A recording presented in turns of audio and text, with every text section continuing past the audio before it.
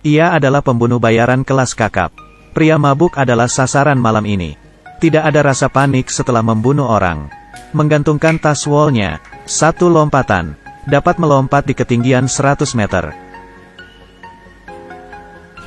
Mendarat dengan aman, pergi dengan mobil, pulang rumah dan makan malam. Tapi dia tak tahu, suami yang duduk di depannya baru saja membunuh orang. Pasangan ini menyembunyikan identitas mereka. Mereka adalah pasangan pembunuh. Malam ini, di saat bersamaan, telepon mereka berdering. Suaminya berbohong mengatakan guru Ma menelepon bahwa ada 2 remaja menghajarnya. Sampai ia masuk rumah sakit. Besok harus pergi menjenguk. Istri pun ikut berbohong. Berkata Mama membeli 2 botol sarang walet. Baik untuk wajah. Biarkan saya pulang dan mencobanya. Kenyataannya mereka mendapatkan misi baru. Bunuh gerombolan bernama Tank. Mereka memiliki misi yang sama. Organisasi mengharuskan target diblokir di perbatasan antara 2 negara. Target muncul. Wanita tidak panik. Tetap santai sambil minum. Karena perjalanan yang dilewati sasaran telah dipasang bom. Dia hanya perlu menunggu dengan sabar. Saat alarm berbunyi, ada seseorang masuk ke dalam jebakan. Melihat menggunakan teropong, seorang pria membawa senjata bazooka. Celaka, ia mengambil M16 dan meletuskan 1 tembakan. Ternyata orang tersebut adalah suaminya. Dia beruntung memakai baju anti peluru. Suaminya membalas menggunakan senjata bazooka. Ledakan dahsyat itu membuat sasaran terkejut. Sasaran buru-buru berhenti dan menghindari ledakan. Misi pun gagal, dan pasangan ini pun kabur. Sebelum suaminya pergi, dia melihat 1 buah laptop yang sudah hancur.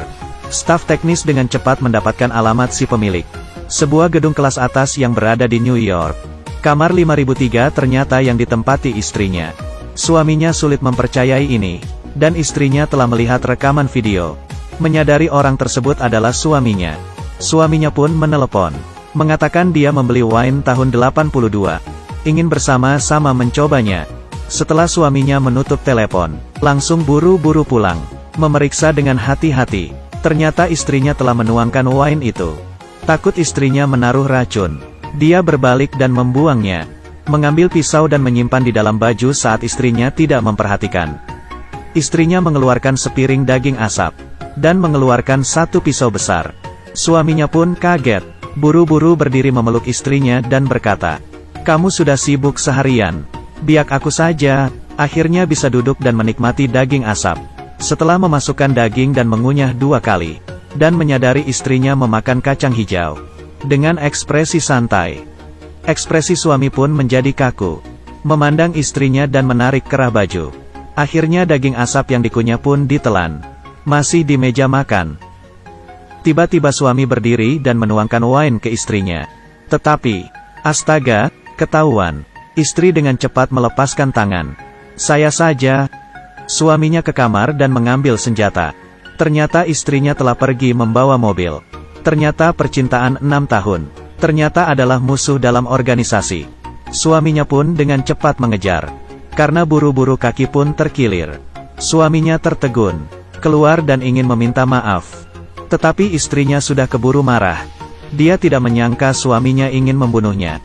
Dia pun menginjak pedal gas. Hentikan mobil. Saat suaminya masuk dan memecahkan kaca mobil, dia melompat keluar dari mobil. Sekarang, dalam 48 jam mereka harus menyingkirkan salah satu. Pagi hari di hari kedua, istri membawa bawahan pulang ke rumah. Mulai memeriksa seluruh ruangan dan kamar. Dan saat suaminya pulang, menemukan barang di ruangan dia sudah bersih diambil istrinya. Dia benar-benar kesal, langsung mencari istrinya di kantor. Tetapi tetap saja lambat selangkah. Istrinya telah memasang alarm sebelumnya. Mereka telah memusnahkan semua data. Mereka kabur dengan alat gantung. Melihat suaminya datang istrinya pun tersenyum. Dengan cepat kabur ke gedung seberang. Dan saat melihat istrinya dia pun tidak melepaskan tembakan. Waktu yang tersisa hanya 18 jam. Suami mendapatkan petunjuk dari data yang terbakar. Sampai ke gedung persembunyian istri. Saat menaiki lift, mendadak alarm berbunyi. Ini adalah perangkap istrinya. Di dalam lift telah dipasang bom. Istrinya meminta suami agar cepat meninggalkan kota. Tetapi suaminya tidak takut malah menantang. Berkata saya menyerah. Kamu ledakkan saja. Istrinya senyum kesal. Berkata kalau begitu selamat tinggal. Kali ini membuat istrinya panik. Apa yang terjadi? Bukankah kamu sudah bilang selamat tinggal? Istrinya keluar, melihat lift yang jatuh dengan linglung. Dia merasa tidak tega. Malam hari istrinya duduk sendiri di restoran dan menangis. Di saat itu juga, seseorang memegang tangannya. Ternyata suaminya. Ternyata dia sudah mempersiapkan, mengganti kabelnya, dan bersembunyi di lift lain. Suami menarik istrinya untuk menari bersama.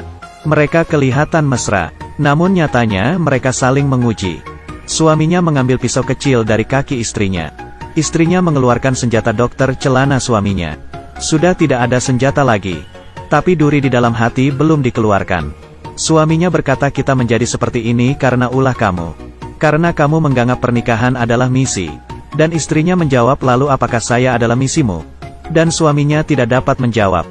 Istrinya kecewa. Dia berhenti dan berjalan menuju toilet. Tidak lama, seseorang ketakutan keluar dari toilet. Melihat ke arah pintu. Ternyata istrinya telah pergi. Suaminya mengejar keluar. Dan ada orang tua di sampingnya berkata, "Mengapa ada suara di badanmu?" Dia membeku. Cepat melepaskan jas dan buang ke tong sampah. Mundur, mundur. Ternyata istrinya serius ingin membunuhnya. Dia benar-benar marah. Dia merebut mobil dan pulang ke rumah. Tetapi istrinya telah sampai duluan. Lihat bagaimana suami istri pembunuh ini ribut. Menggunakan senapan, bom senapan mesin. Peluru telah habis dipakai. Mereka mulai menggunakan tinju. Di saat ini, saat bersamaan mereka maju selangkah. Organisasi menuntut mereka membunuh lawan dalam 48 jam. Waktu hampir tiba. Mereka masih belum bertindak. Dia menyuruh suaminya cepat menembak. Tetapi suaminya menurunkan senjata. Waktu masih berjalan. Tetapi ini adalah malam paling bahagia di pernikahan mereka. Lalu mereka duduk dan ngobrol. Suaminya berkata sebenarnya dia buta warna. Istrinya berkata 3 jari dia sudah tidak merasakan apapun. Ini pertama kali mereka berbicara kekurangan sendiri. Hubungan mereka makin dekat. Tetapi mereka lupa akan satu hal. Waktu 48 jam telah berlalu. Kelompok yang ingin membunuh mereka telah sampai. Mereka dengan cepat kabur, mencuri mobil tetangga dan bersiap lari ke kota lain. Tetapi masih diikuti kelompok mereka. Suami istri mulai berjuang bersama. Dan kelompok itu tersingkirkan. Di sini mereka menyadari bersembunyi bukanlah jalan keluar. Pasangan ini memutuskan memimpin. Menangkap target yang awalnya akan dibunuh. Memanfaatkan dia. 2 pembunuh terkuat keluar. Akhirnya target pun tertangkap. Mereka membawa target ke hotel. Menanyakan mengapa 2 kelompok ingin membunuh mereka. Target pun berkata kalian lihat kantong belakang saya. Wanita pun mengeluarkan dan melihat foto dia dan suaminya. 2 pembunuh organisasi yang bermusuhan tidak boleh bersama. Menjadi pasangan.